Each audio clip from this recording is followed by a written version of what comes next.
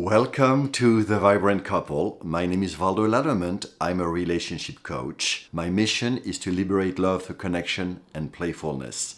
This is our new emotional intelligence series. You can find links up there on the first 3 videos I made in the series on what emotional intelligence is, on what feelings are, and the third is a deep dive into my own feelings. Welcome to episode 4 on faux feelings. So what are faux feelings? Why is it better to avoid them? And what is the hidden gem? I've presented to you in previous videos a list of feelings. So on the left are what we call positive feelings because we like them. And on the right are what we call negative feelings because we typically don't like them, we want to avoid them. And they are basically feelings when our needs are met and when needs are not met. Feelings come from emotions. Faux feelings come from judgments. Controlled, bullied, judged, accused, neglected. All have a common denominator. There is a finger pointed at you. Why is it better to avoid them? Well, I work with couples, and when fingers get pointed, typically things escalate. So let's take a look at feelings versus faux feelings. Feelings come emotions, faux feelings come from judgments. But is it that black and white? So here is my typical, you know I love it, -5 to +5 axis. And so of course in red we have the faux feelings, you know the ones there is a very clear finger pointed at you. And then in green we have the feelings. So I am placing intentionally the faux feelings in red, like in traffic lights, because faux feelings typically trigger fight, flight, or freeze. And fight or flight is very much the activation of our sympathetic nervous system. And in relationship, it is better to activate our parasympathetic, which is about relaxing with each other, opening to each other, being with each other. And so in between, there is what I call the swing states. These are basically words that can carry either feeling or judgment for feelings. That depends on the context. So let's dive a little deeper here. So attacked. Where would attack go on our red to green scale?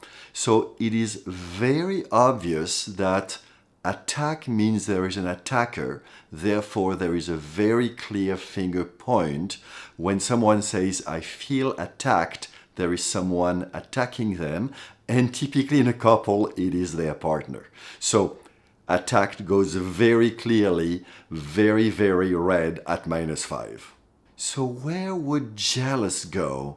Because jealous somehow implies that our partner somehow is making us jealous. So let's not go that quickly. First, jealous is on the list of feelings, and it is not on the very short list of faux feelings that I presented to you. So what would be closest on the list of faux feelings? My choice would go for cheated. Cheated implies there is someone cheating on you. However, one can feel jealous in other situations. I'm so jealous you have such a new car. I'm so jealous that you get that promotion and I didn't. And in that case, it is definitely not as pungent as cheated. So I am going to put jealous in the swing states. So let's look at undesired. Of course, when you look at movies and you see the word undesired happen, there is huge drama, and it's typically a woman or a person of feminine essence, whatever their gender, that somehow expresses their drama because drama sells.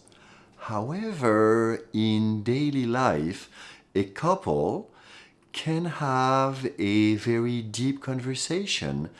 And one of the two partners, whether it's the man or the woman or whatever sexual orientation you have, one can just be sharing that they feel undesired. As a result, although grammatically or syntaxically, I'm not sure how to say that, the word implies there is someone not desiring you, I'm going to put that in between feelings and swing states. So by now, I'm making the assumption you're pretty clear that it is better to avoid faux feelings in a couple.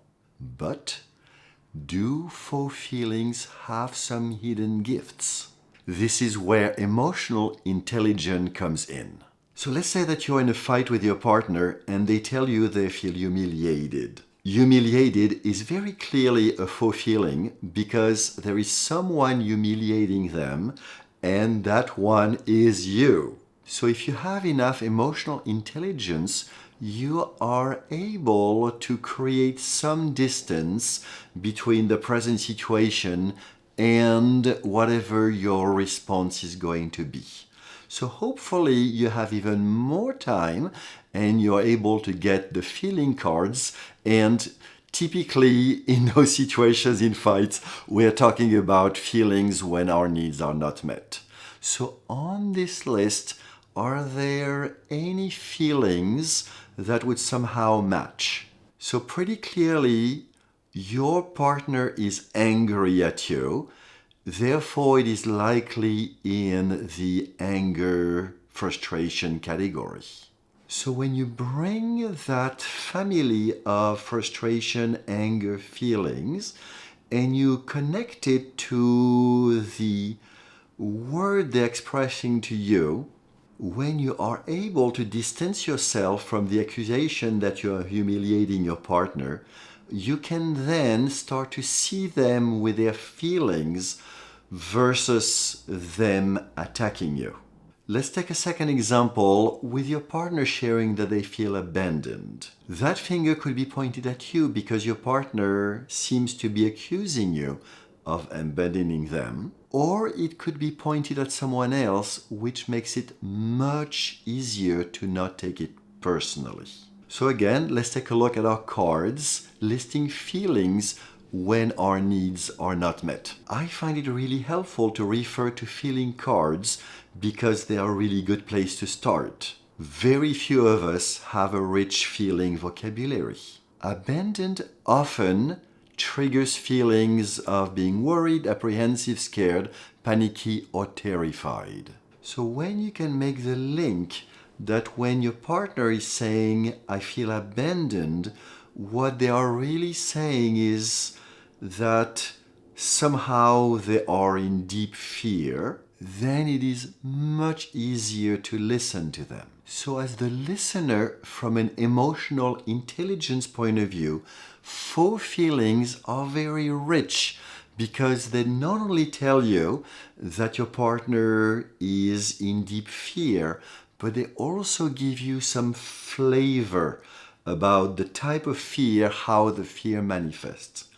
And this is why, personally, I find that faux feelings are in many ways hidden gems. So we looked at faux feelings, we made a short list, we talked about what they are, we talked about why it is better to avoid them in a couple, especially in a fight, and we also talked about some of the hidden gems. One of the words that has popped up again and again in the past 3 videos is the word needs. So next, we are going to dive into needs and what they are and why they run the show.